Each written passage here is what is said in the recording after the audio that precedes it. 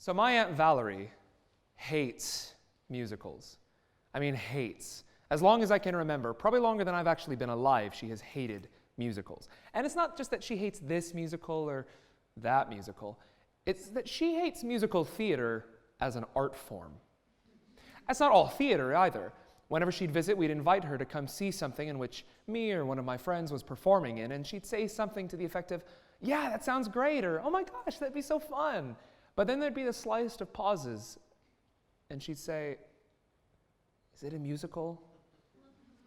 Now, the reason that my Aunt Valerie hates musical theater is that she, by her own admission, just doesn't get it. Why are they singing? Why can't they just talk to each other? This has nothing to do with the plot. Which is fair. I think we've all had that moment, sitting in a darkened theater, content as we watch two characters engage with each other in front of us. But then one of the characters narrates a line in just such a way, maybe they turn their face out to the audience, and then all of a sudden, da-na-na-na-na-na, and we all groan because we know we're in for 3 to 5 minutes of something that has nothing to do with what we've been watching. Now this cue, da-na-na-na-na, groan moment has become such an iconic trope of musical theater performance, some shows have even made self-aware jokes out of it, like Mark Holman and Greg Kotis do in their show Urinetown during the song Run, Freedom, Run. In it, Bobby Strong is trying to inspire the rebel poor, saying to them, "In the heat of battle, the actual hotness of battle, the cry of freedom sounds something like..." And then there's this little chime. And run, freedom, run, and so on. Today, I'm going to tell you why those songs are where they are and why they should be there. I'm going to argue that my Aunt Valerie not liking musicals isn't so much the fault of musical theater as an art form, so much as bad performance and occasionally bad writing. Then, I'm going to explain how the principles that make musical theater work are the same principles that govern the dramatic structure surrounding all forms of heightened expression. Now, in acting, we use the word intention to describe both our character's goal and the path towards achieving it. And to serve our intention, we use tactics, which are the real-time strategies our characters employ to convince the other characters to aid us in achieving our goals. Let's take a look at an example of these ideas in the context of a scene where the song is placed too early on. Bill says, "No, Anna, I can't. I just can't do that." Anna sings. Bill says, "No, Anna, I won't." Anna says, "Please, for me, Bill." And Bill, "Okay, I'll do it." Now, in this scene, it is Anna's intention to convince Bill to do this thing for her, whatever it is. And her tactics are, using just the plain text, no interpretation, to sing, and then to ask him for her own sake. Now, this is a truncated example, but we can still see pretty clearly why it doesn't work. After all, if Anna's song isn't enough to convince Bill, then why is just saying, "Do it for me," enough? The song is cheap and unnecessary because apparently all Anna had to do from the very beginning was say, "Oh, do it for me, Bill." But if we just rearrange the same little sample of text, all of a sudden it becomes this. Now Anna's song is for something, because it's the song that will convince Bill. And it opens the door for the actor to use an entire song as the tool of their intent, rather than just "Please for me, Bill," 4 words. After all, if the song couldn't accomplish anything using all of its rhythm, melody, harmony, dynamics, instrumentation, timbre, text, how are just a couple of spoken words? The song must be placed at the zenith of a character's intentions. When speech has failed, normal words have failed, everything else has failed, the only option is to sing. In musical theater, when everything is on the line, speech no longer has room to contain the level of joy, anger, frustration, love, lust, hatred, surprise, which a character wishes to express, and so they must further risk themselves and their case to the chance of rejection and failure by engaging in song. The song should arise naturally from the circumstances, or as Sondheim codified as a rule of songwriting, content dictates form. It is then up to the performer to make sure this transition from speech to song works. It is vital that the performer bear the stakes of the scene so strongly in mind that the need to sing precedes the presence of song. For the author, as well as the actor, it is necessary that the content of your speech and of your character must dictate the form through which you express yourself. Okay, but what's next? I mean, what happens if even song has failed? Well, this is musical theater we're talking about, so why don't we dance? For instance, in James Kirkwood Jr.'s and Nicholas Dante's A Chorus Line, Cassie must convince Zach to give her the part despite his stubborn reluctance. This begins with her speaking to him, arguing with him, singing to him, and then finally breaking into an extended dance sequence, all for the sake of convincing Zach to give her the job. And after all of this, Zach finally relents to the prospect of Cassie back in the chorus. Okay, but so what? Well, by examining speech, song, and dance as a sort of spectrum of intention, a few patterns emerge. The first is that bodily engagement is directly related to level of expression. By employing the whole body, the actor communicates to the audience both the importance of achieving their goal as well as the awesome nature of their obstacle. The higher the note, the more intense the dance, the more the body must engage and therefore create a heightened level of utterance. The second is the presence and steady increase of form, through which a character may express themselves. If literally every note and every movement is always available to you, then the energy will just explode and dissipate with no meaningful direction or focus. But the presence of song or dance provides a medium through which a character may hold sustained declaration. In my eyes, this can all be distilled down to a simple formula. Bodily engagement plus form equals heightened expression. For a historical perspective, the hierarchy of forms utilized by William Shakespeare supports this idea. His characters use forms, not just blank verse, but also prose and rhyming verse, whether quatrain or couplet, as well as a sonnet, a complete poem in its own right, the same way a musical would use songs as a means of heightening expression. When nothing else will work, then this next form is the only option left. A useful example of all of this is Act 1, Scene 5 of Romeo and Juliet. The scene opens with a group of servants all speaking to each other in prose, a fairly common occurrence in Shakespeare's plays. Then Lord Capulet enters, addressing the room in non-rhyming or blank verse, his own status' status quo. The situation is elevated again, however, when Romeo speaks and Tybalt recognizes his voice, affirming at the end of a short speech to Lord Capulet, "Now by the stock and honor of my kin, to strike him dead I hold it not a sin." Lord Capulet then responds with a single line of blank verse. "Why, how now, kinsman, wherefore storm you so?" Which Tybalt re-escalates to rhyming verse, answering, "Uncle, this is a Montague, our foe." This exchange isn't just being clever on Shakespeare's part, and it's not trying to make Tybalt look smart. It also reflects each character's intention. For Lord Capulet to remain courtly, have a good time, and for Tybalt to strike Romeo down before him.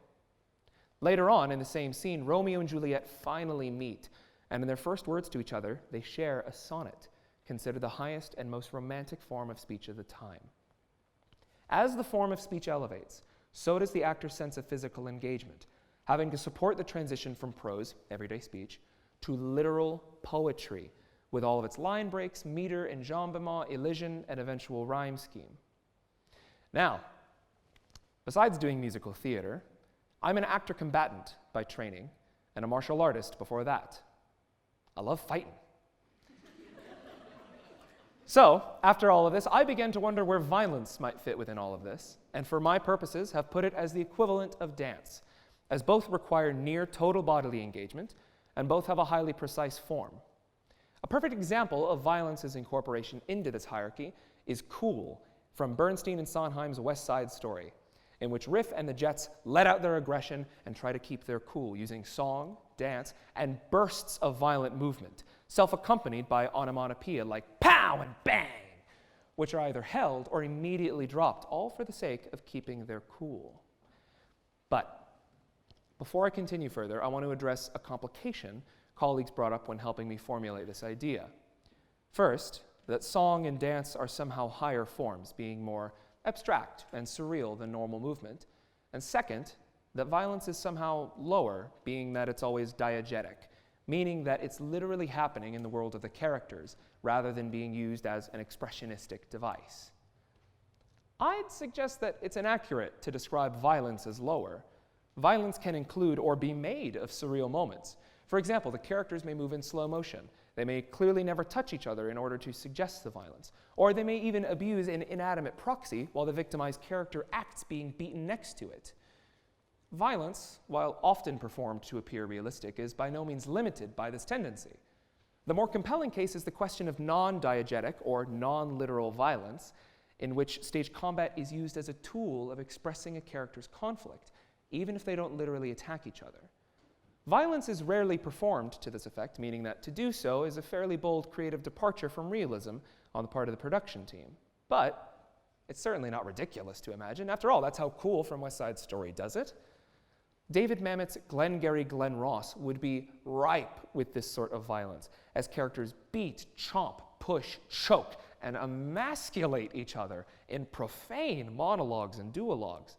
You could even make the violence all the more surreal in order to clearly communicate. At no point do Levine or Williamson exchange body blows, as much as either one would really like to do so. And finally, intimacy, which, like violence, more often than not is performed to be diegetic, but is, I believe, like dance and violence, one of the highest forms of expression. Why? Because it follows the same formula. It requires a massive amount of bodily engagement because of the vulnerability implied by proximity and touch, and it has a highly precise form. After all, the message that you send by touching someone gently on the face here versus here is pretty different. And the practice of intimacy is by no means limited to use of the hands, touching of the face, or doing anything gently. It may not seem formally codified at a glance because much of the language intimacy uses is the same language we use every day in regards to touch, to pinch, pull, grab, kiss, caress, while ballet and swordplay have the benefit of even sexier words like changement de pied, which literally just means to change the feet, or passata sotto, which just means to pass underneath. First, how can intimacy serve the narrative of a show? Well, Till There Was You from Meredith Willson's The Music Man is an exemplary case of basic intimacy direction serving to define the height of a scene. In it, Marion sings to Harold that her life is different with him in it. The music swells as they kiss on the bridge. The key is raised, and they sing together now, in harmony. The kiss and the modulation reflect a change in heartbeat for the characters, because their relationship has been consummated and thereby altered forever. And there's no way that either of them just saying, "I love you," would have had nearly the same impact as a song. Now, in any of these cases, you can further augment these forms with the simultaneous addition of voice, spoken and then sung. Not only does this follow the established formula, but it also just makes sense. I mean, think about it. If I'm simultaneously singing and dancing to convince you of something that I believe in, there's not much else I can do. Now, I've spoken in detail about the transition between different forms of speech, as well as the transition from speech to song. But these same rules apply just as pertinently to the transition to dance, intimacy, or violence. In any of these cases, it is necessary on the part of the author to place the form change only somewhere deserving of such a bold risk from a character. And it's necessary on the part of the actor to give the form change its due importance and make sure that their own personal stakes are raised enough that the form change makes sense to the audience. The need to fight must precede the presence of violence. The need to dance must precede the presence of dancing. And the need to be intimate must precede the presence of intimacy. How this is done? That's up to the actor and the creative team behind that specific production, whether it be through text work, personal character development, improvisation, etc. But regardless of the path they take, once they get to this bridge, they do have to cross it. Here's an image that stuck with me. Your character's journey in a scene is climbing a mountain, and the very top of this mountain is your 11 o'clock number, your big dance solo, your vicious fight, your passionate love scene. Every line in the scene, even every word, is a step towards the top. They can be different sizes. You can take some quickly, some slowly, and you can even leave yourself some room before your final leap to the summit.